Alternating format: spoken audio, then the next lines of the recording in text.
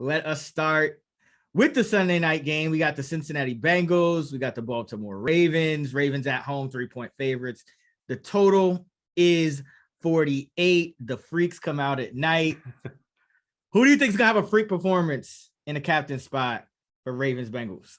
I think Jamar Chase is due for a typical freaky performance here. He's been fairly quiet since his massive week one where he caught 10 balls for 129 yards and a touchdown. So I think he's due for a ceiling game. And, the Ravens, they've been pretty vulnerable to downfield passes this year. They've allowed the most receptions and yards on pass attempts, 20 plus yards downfield. Now, to be fair, they've faced the Dolphins and Bills this year, which doesn't help in that department. But either way, I think Chase can catch a couple of deep balls here. And, it looks like T. Higgins, he's battling through that ankle injury, and Hayden Hurst, he's battling through that groin injury. So Joe Burrow could lean on Chase a bit more this week as a result.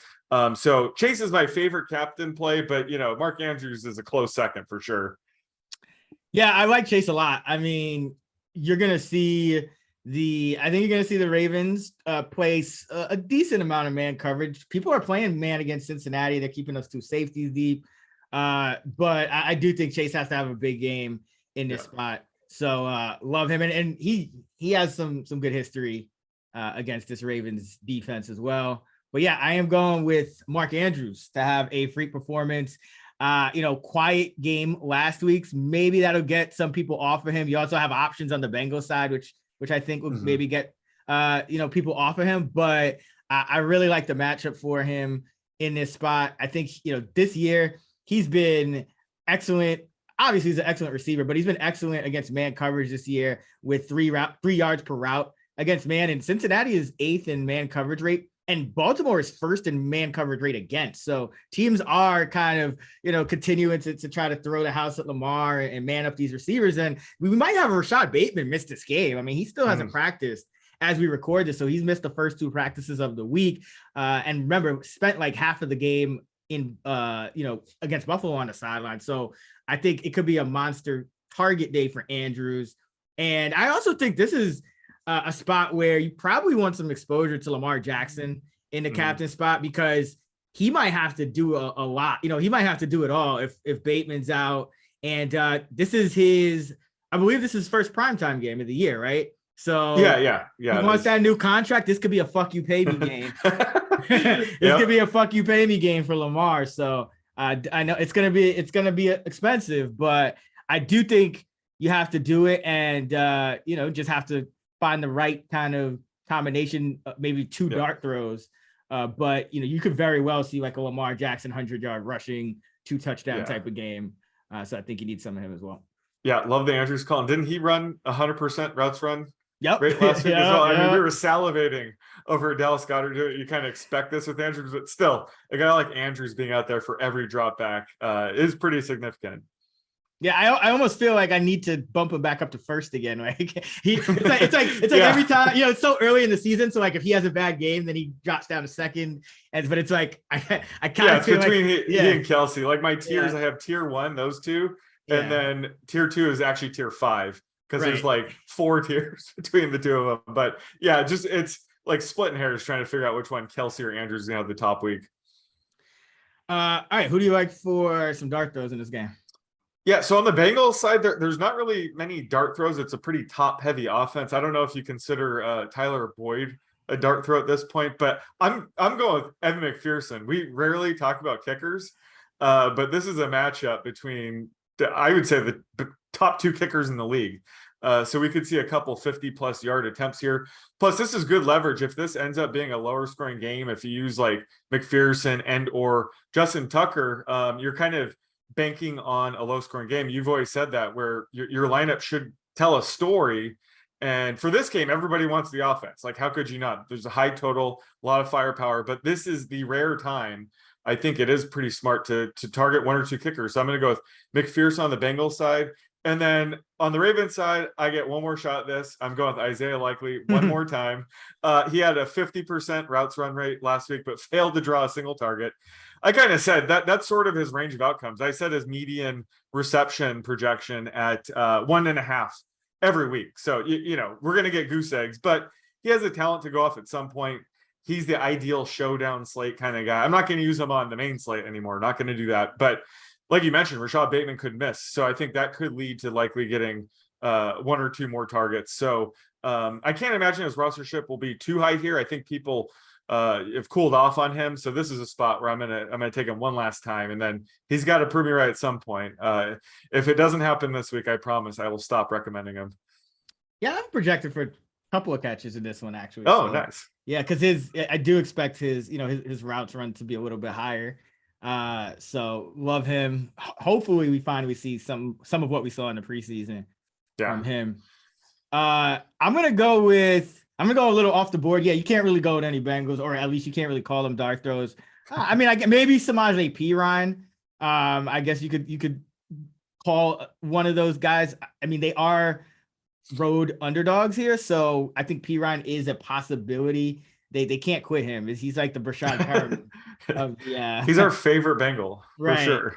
But I think two guys worth mentioning, especially if Bateman is at less than 100%, are James Prochet and Tylan Wallace, because first of all, if Bateman's out, one of those two is probably going to be Wallace is going to see a big bump in playing time, but Prochet is finally healthy as well, so he could start mixing in more. And he had a game or two last year where he caught a handful of balls. So I think both of these guys in a game where Lamar Jackson's probably gonna have to freestyle a lot, and it's just a game where the Bengals, they're capable of putting up points. Although I do like that kind of contrarian undercall. The Ravens, we know they spread it around. I mean, even when Bateman was healthy, he wasn't running a route more than like 79% of the time. And Demarcus Robinson, not really a good matchup for him. I know he's going to kind of be the guy everyone looks to, but I mentioned that the Bengals are playing man coverage at a top 10 rate, and Baltimore is seeing a lot of man coverage. Well, Demarcus Robinson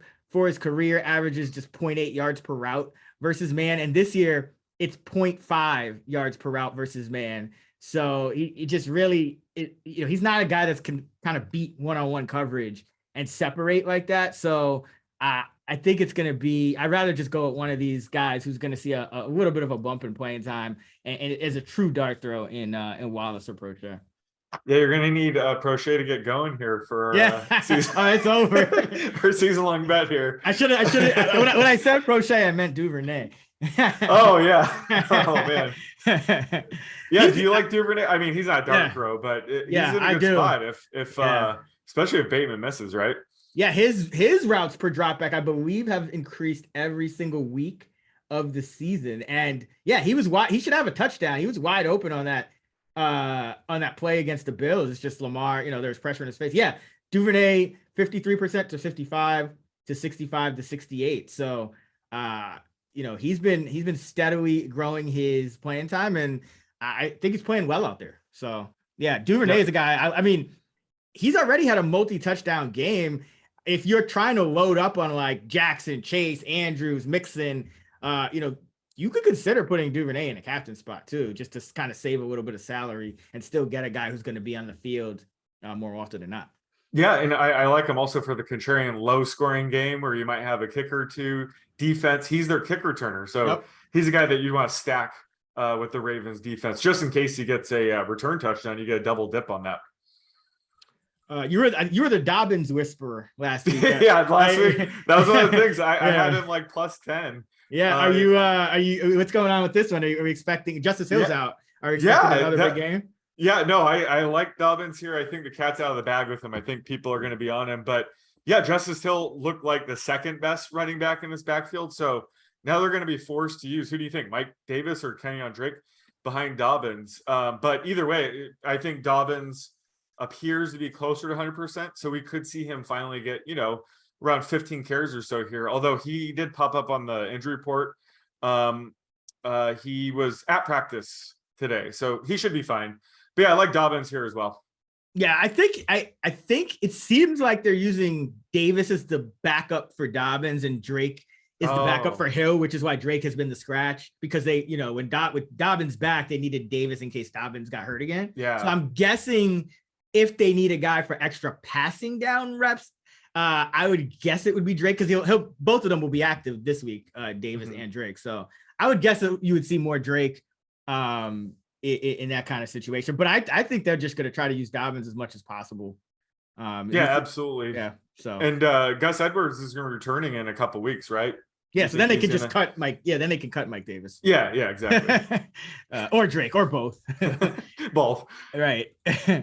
All right, and we got a fullback. Oh, hell yeah! How could we forget about him? Yeah, Patrick Ricard, and he's another one that is a candidate for increased usage. So his routes run have gone from 24% in week 1, 29% in week 2. 35% in week 3, 42% last week. So sneaking up there as well. Yeah. If he's running around, he's always a threat for a touchdown. So, and he could also take some of those passing down reps, kind of like the Niners do with use check when all their running backs get hurt. It might be Ricard instead of, Drake or Davis. Yeah. Is he still getting snaps on the defensive line too? I know he plays some defense. That's a good question. I don't think I've seen him. I mean, he's playing a lot of fullback on offense this year. So. Yeah. I think they've, but I remember last year he was on defense quite a bit.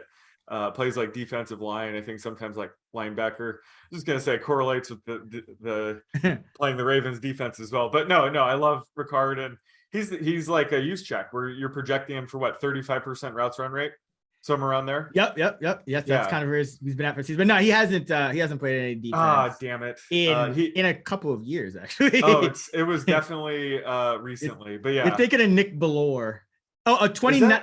2019, Ricard played about 140 snaps on defense. Yeah.